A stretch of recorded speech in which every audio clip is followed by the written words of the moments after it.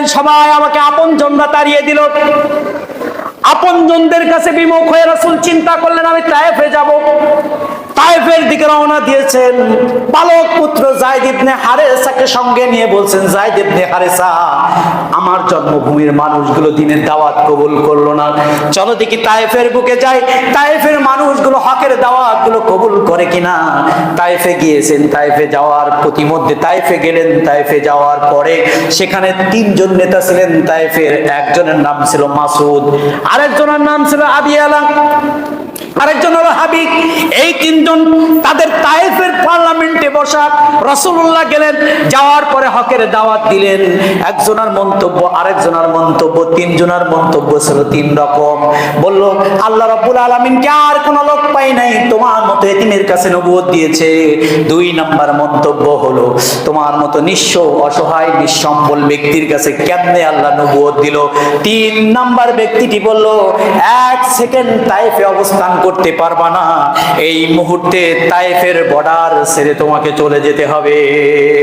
রাসূলুল্লাহ সাল্লাল্লাহু আলাইহি ওয়াসাল্লাম সেখান থেকে বিমুখ হয়ে তায়েফের যখন দরবারটা ছেড়ে দিয়ে মক্কার দিকে যখন রওনা দিয়েছেন, রওনা দেওয়ার প্রতিমধ্যে এই তিনজন তায়েফের দুষ্টু ছেলেদেরকে ডেকে ডেকে বললেন, ও দুষ্টু ছেলেরা, এই যে একজন পাগল যাচ্ছে তাকে ক্ষতবিক্ষত করতে হবে। যখন পাগলের নাম শুনেছে বাচ্চা কাচ্চা আরো বেশি উৎসুক হয়ে গেছে, গুন্ডা টাইপের মানুষগুলো বেশি উৎসুক হয়ে গেছে। মুহাম্মদুর রাসূলুল্লাহকে যে যে দিক দিয়ে পারে, কেউ কাপড় ধরে টান দেয়, কেউ চুল ধরে টান দেয়, রাস্তার পাশ থেকে পাথর নিয়ে বিশ্বনবীর চেহারা মোবারকে আঘাত করে। আঘাত করতে করতে রাসূলুল্লাহর মাথার রক্ত পায়ে গিয়ে জুতা পর্যন্ত আটকে গেছে। কোনো কারণ ছিল না, একটাই কারণ ছিল কোরআনের এই দাওয়াতকে আল্লাহর জমিনে পৌঁছে দেওয়া। কথা ঠিক কিনা? আর কোনো কারণ নাই। বিশ্বনবী রওনা দিয়েছেন তায়েফের প্রান্তর থেকে, রাস্তার মাঝখানে অজ্ঞান হয়ে একটা আঙ্গুর বাগানের পাশে বসে গেছেন। রাসূলুল্লাহকে আঙ্গুর বাগান থেকে এক পেয়ালা আঙ্গুরের রস খাওয়ানো হলো, জ্ঞান ফিরে আসলো। রাসূলুল্লাহ সাল্লাল্লাহু আলাইহি ওয়াসাল্লাম মক্কার দিকে রওনা দিয়েছেন। প্রতিমধ্যে বাতনে নাখলা নামক স্থানে এসে রজনী হয়ে গেল। রাসূল নামাজে দাঁড়িয়ে গেলেন। নামাজে দাঁড়িয়ে যাওয়ার পরে রাসূল আল্লাহর কাছে একটা বিশাল দোয়া করলেন, আল্লাহ তায়েফের মানুষগুলো বোঝে নাই, নির্বোধ মানুষগুলো বোঝে নাই, আল্লাহ তুমি তায়েফের মানুষের উপরে কোনো গজব দিও না, তাদেরকে তুমি হেদায়েত দান করে দাও। রাসূলুল্লাহ নামাজের ভিতরে কোরআন তেলাওয়াত করছেন, কেউ ইসলামের দাওয়াত কবুল করে নাই। একদল জিন যেতেছিল উপর দিয়ে, রব্বুল আলামিন ওহী নাজিল করে দিলেন, ইয়া রাসূলুল্লাহ ইয়া হাবিবাল্লাহ, জগতের কোন মানুষ আপনার দ্বীনের দাওয়াত কবুল না করলেও একদল জিন আপনার দ্বীনের দাওয়াত কবুল করেছে। রাসূলুল্লাহর কাছে জিনদের রুদ্ধদ্বার বৈঠক হলো। সেই রজনীতে বৈঠক বসলো রাসূলের সাথে। বৈঠক বসার পরে রাসূলের প্রতি ঈমান আনলো একদল জিন। আনার পরে রাসূলকে বলছে, ইয়া রাসূলুল্লাহ আমরা থাকবো কোথায়? বলছে তোমরা ওই জায়গায় থাকবা, মানুষ যেখানে চলাচল করতে পারে নিরাপদ, ওর পাশে যে কোনো জায়গায় থাকবা, কখনো মানুষকে বিঘ্ন ঘটাবা না। দুই নাম্বার আর্গুমেন্ট জারি করলে, ইয়া রাসূলুল্লাহ আমরা কি খাবো? আল্লাহ রাসূল বললেন, যে হাড্ডির উপরে বিসমিল্লাহ বলে খায় বান্দারা, ওই হাড্ডি তোমাদের জন্য খাবার। সুবহানাল্লাহ। রাসূলের বুক ভরে গেল, দুনিয়ার মানুষ তো আমার দাওয়াত শোনে না, দিন জাতি শুনছে। এই জন্য আমার রাসূল হলো রাহমাতুল লিল আলামিন। শুধু এই মানব জাতির নবী নয়, জিন জাতিরও নবী। বলি সুবহানাল্লাহ। আল্লাহর নবী মক্কার বর্ডারে যখন আসলেন, বর্ডারে আসার পরে আইন জারি করে দেয়া হলো, কেউ রাষ্ট্রবিরোধী কাজ করলে তাকে মক্কার জমিনে ঢুকতে দেওয়া হবে না। আর্গুমেন্ট জারি করে দিল। রাষ্ট্রদ্রোহ মামলা করেছে, কারণ সে গিয়েছে, সেখানে গিয়ে আমাদের মক্কার উপরে আক্রমণ করার পরিকল্পনা করতে গিয়েছিল, সুতরাং তাকে মক্কায় ঢুকতে দেওয়া হবে না। রাসূল বর্ডারে বর্ডারে ঘুরে, পাসপোর্ট নাই, কি নাই? পাসপোর্ট নাই, ভিসা নাই, অথরিটি নাই, তার ঢোকার কোনো পারমিশন নাই, কেউ ঢুকতে দেয় না। তখন আবু জেহেল, আবু লাহাব, উতবা, সাইবা দারুন নদওয়ায় বসে পরামর্শ করলো, শোনো, কেউ তাকে ঢুকতে দিবা না, তবে হ্যাঁ ঢুকতে দিতে পারি একটা শর্ত, যদি কেউ তাকে নিরাপত্তা দেয়। তার মানে রাসূল এখন অভিবাসী। রাসূল কি নিজের জন্মভূমিতে নিজেই কি অভিবাসী। ওই যে মাঝে মাঝে বলে না যে পাকিস্তান পাঠিয়ে দেব, কোথায় পাঠাবো? বাবারে নিজের দেশেই বাস করি, নিজে এখানে জন্মগ্রহণ করেছি, আর কথায় কথায় বলে খালি পাকিস্তান পাঠাও। একদল পাঠায় পাকিস্তানে, আরেক দল পাঠায় আফগানিস্তানে। একদল পাঠায় কোথায়? এই গত 3 দিন আগে না 2 দিন আগেই বলছে জামাত ইসলামরে পাঠাবে পাকিস্তানে, ইসলামপন্থী যারা তাদের পাঠাবে পাকিস্তানে, আর সরমুনাইরে পাঠাবে আফগানিস্তানে। এই গত 3 দিন 2 দিন আগে। মাথা পাগল হয়ে গেছে, এদের মাথা আওলা হয়ে গেছে। কি বলতে কি বলবে কোনো কিছু ঠিক পাচ্ছে না, কখন কি বলতে হবে কিছুই ঠিক পায় না। সুতরাং আইন জারি করলো, যদি কেউ আশ্রয় দেয় তাহলে সে আশ্রয় দিতে পারবে। রাসূল কিছু উপঢৌকন দিয়ে এক নিকট আত্মীয়র কাছে পাঠালেন একজনকে। সে বলল না, আমি নিরাপত্তা দিতে পারবো না। আরেকজনের কাছে পাঠানো হলো, সেও বলল আমি নিরাপত্তা দিতে পারবো না।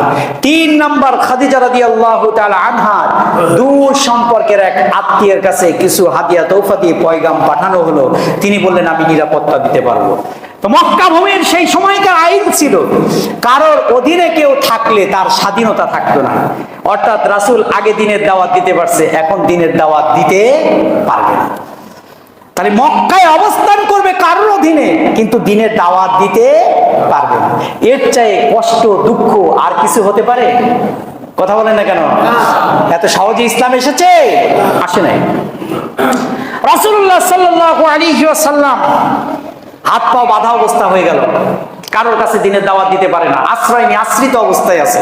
কিন্তু মক্কার একটা নিয়ম নীতিমালা ছিল, কঠোর হলেও কিছু শিথিলতা ছিল। সেটা হচ্ছে হজের মৌসুমে যখন হজ হতো তখন সবাই ছিল স্বাধীন, সবাই ছিল কি? আর এই মোক্ষম সুযোগটাই মুহাম্মদুর রাসূলুল্লাহ গ্রহণ করেছেন, যে বিভিন্ন জায়গা থেকে হজ করার জন্য আসবে, মদিনা থেকে আসবে, সিরিয়া থেকে আসবে, শাম থেকে আসবে, ইরাক থেকে আসবে, তাদের কাছে দিনের দাওয়াত পৌঁছেছেন। যার কাছে এই দিনের দাওয়াত নিয়ে গেছেন, আর তারা বলেছে পাগল। যেই বলেছে পাগল, আরো মানুষ দেখার জন্য উৎসুক হয়েছে। যেই গিয়েছে বিশ্বনবীর কাছে, কোরআনের এই দাওয়াতের বাণী শুনে সঙ্গে সঙ্গে মুসলমান হয়ে গেছে। লোক সংখ্যা বাড়ছে না কমছে? প্রথম বাড়ছে 12 জন। কয়জন? 12 জন। বিশ্বনবী এই 12 জনকে মদিনায় দিন প্রচারের জন্য পাঠিয়ে দিলেন, যে আপনারা মদিনায় যান, মদিনায় গিয়ে দিন প্রচার করেন। তখন তারা বলল আমাদের একটা শিক্ষক দেওয়া দরকার। রাসূল 17 বছরের মুসাবকে বেছে নিলেন। কাকে? 17 বছরের মুসাবকে বেছে নিলেন। মুসাব ইবনে উমাইরকে বললেন, মুসাব ইবনে উমাইর, এই 12 জনের লিডার হলো তুমি, মদিনাতে গিয়ে এই 12 জনের সাথে দিন প্রচারের কাজ করো। মুসাব গিয়েছেন, যাওয়ার পরে কোন একদিন একটা খেজুর বাগানের ভিতরে খেজুর বাগানের কর্মচারীদের কাছে দিনের দাওয়াত দিচ্ছেন। কর্মচারীদের কাছে কি দিচ্ছেন? দিনের দাওয়াত দিচ্ছেন। মুসাব ইবনে উমাইর মদিনায় কোন একটা খেজুর বাগানে বসে মুসাব ইবনে উমাইর দিনের দাওয়াত দিচ্ছেন। দূর থেকে বাগানের মালিক দেখে বলছে, এই ছোকরা কি বলে, একে এই খেজুর বাগানের ভিতর থেকে যত দূরতে পারো একেবারে উষ্টায় বের করে দাও। কিন্তু যার কাছে বলছে, গোলামের কাছে, ওই মালিক জানতো না যে গোলামও ইসলাম কবুল করছে। সুবহানাল্লাহ বলবেন না?